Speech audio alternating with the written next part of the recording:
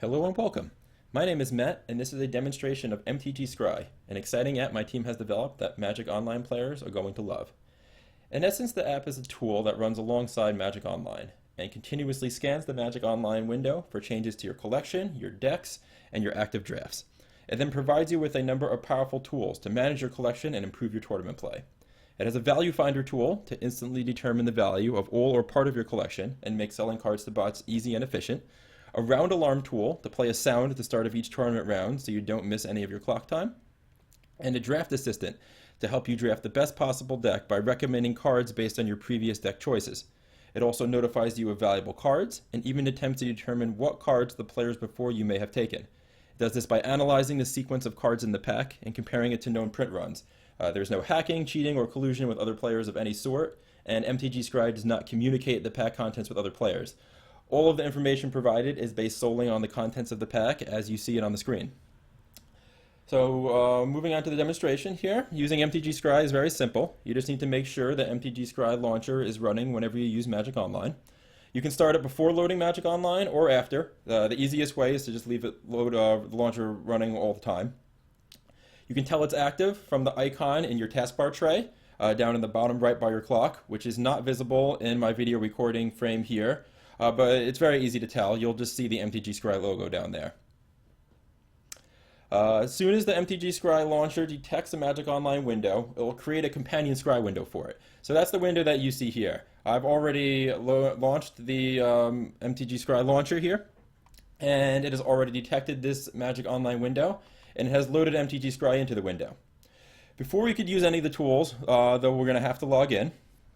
This login is created on mtgscry.com, and it's unrelated to your Magic Online login. We recommend that you choose a different password than the one you actually use for Magic Online here. So I'm going to click Login and go through there.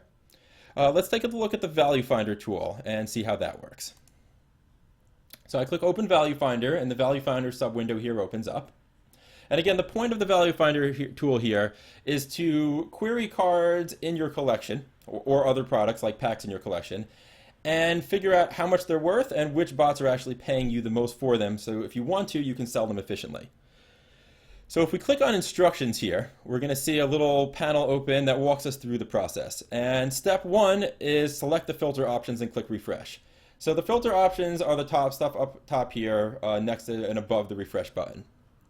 For type, we can search all the items in our collection, or just cards, or just other products such as boosters. And other booster related products. For sets, the next filter option, we can search all sets or just the sets that are not currently in standard. This is useful if you only play standard and want to get rid of everything in your collection that is not standard legal. Newest only will include only the newest set on Magic Online, which is useful if you want to sell cards during or right after a release event when their value is high. Rotating out will search only the sets that are going to be leaving standard in the next rotation. So this option is useful if you want to sell your cards before they start to drop in value pre-rotation. The next thing is the quantity filter here. If you set it to all, then no quantity filters applied, but setting it to not in decks will filter out all of the cards used in your decks and show only unused cards. This is very useful if you do not want to accidentally sell a card you are using in a deck. Keep in mind, of course, that you will need to keep your Magic Online deck list current for this feature to be useful. I'm referring specifically, to your decks here, such as this fun Deploy the Gatewatch deck that I created. When not in decks is selected, these cards used in this deck will not be queried, and therefore their value and the bots buying them will not be reflected in the results. The last option here on this filter, in excess of 4, is just what it sounds like. It will filter out the first 4 copies of each card. So essentially it's reserving a playset for you and only showing you those in excess of the playset. Useful if you want to keep a playset of all cards and only sell those beyond it. The min value filter box here, which I have currently defaulted at a half a ticket. This filters out cards below this minimum value. So you can put in as small as 0.05 if you wanted to, but you may find that you get much less cluttered results if you increase the threshold a bit and don't clutter it out with a bunch of cards worth only a nickel. If you increase it significantly, then you'll only be querying the most valuable cards in your collection. So for demonstration purposes right now, I'm going to put this at 2. To perform a search with the selected filter settings, you just click refresh, and they will appear below. Because I'm querying a 34,000 card collection here, this might take a couple seconds, but it won't be too long. There we go.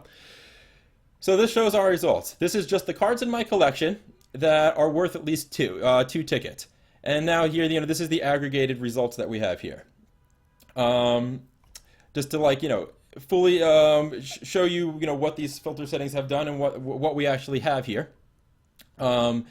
This is, a buyer, NinjaBot, and for 5 items on our collection, he is the highest paying bot for this item.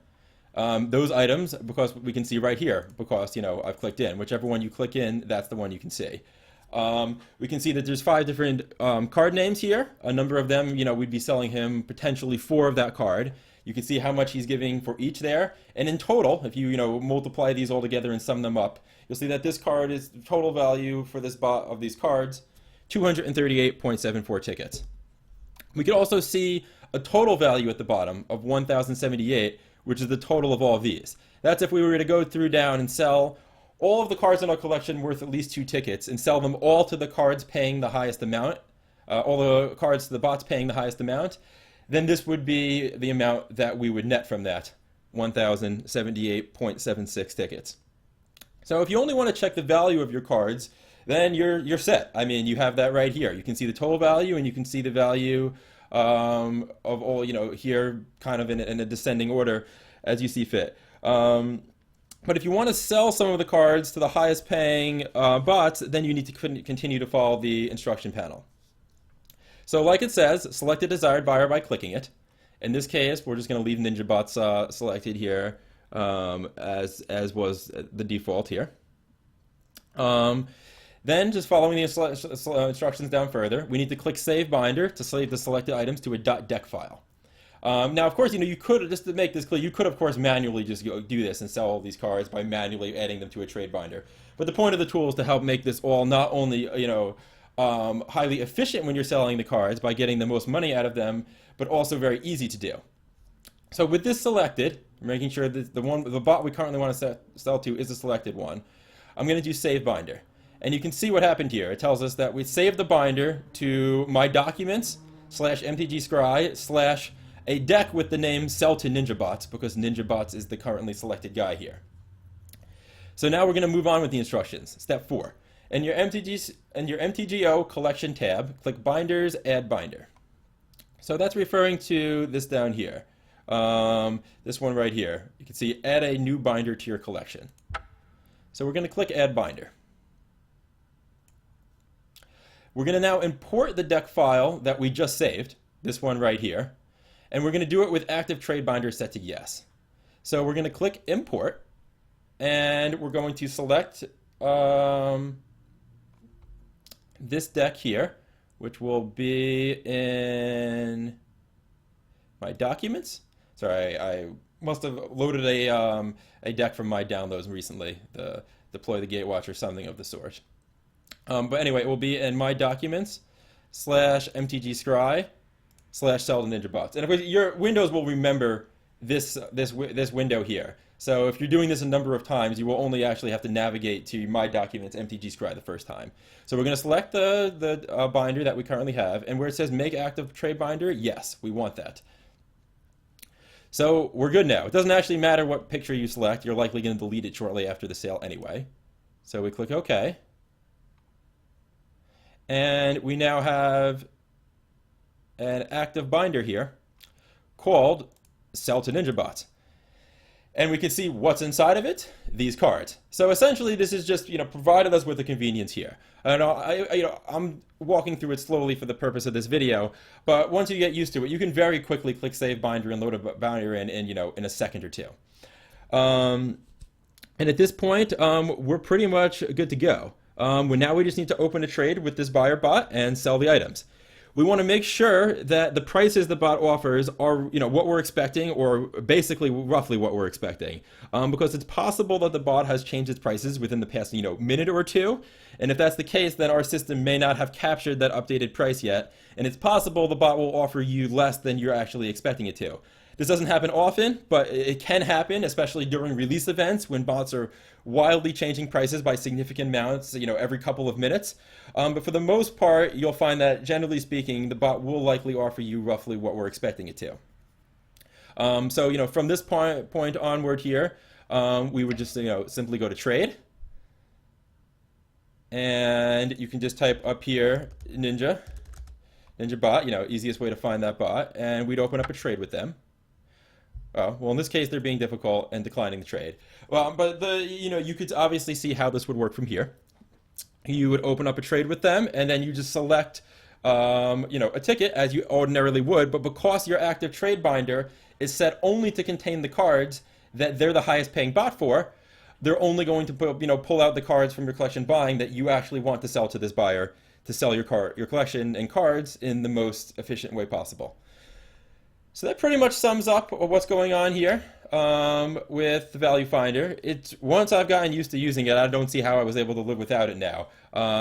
It really has saved me a huge amount of money because there's so much value I've been able to recover from my collection that I really didn't even know was there. Cards from that rotated out of standard 2 years ago when I was playing that are worth 1 or 2 tickets. So I don't necessarily think to just search for explicitly because I don't really remember I have them. But then I do a search here, and all of a sudden, boom! I just get a whole bunch of stuff, and I make back a bunch of money. That's money found is money earned here. So it is very handy tool, especially if you've never really used any third-party website or anything of the sort to help you manage your collection. Even if you have, you'll find being able to do it from within Magic Online is infinitely more convenient.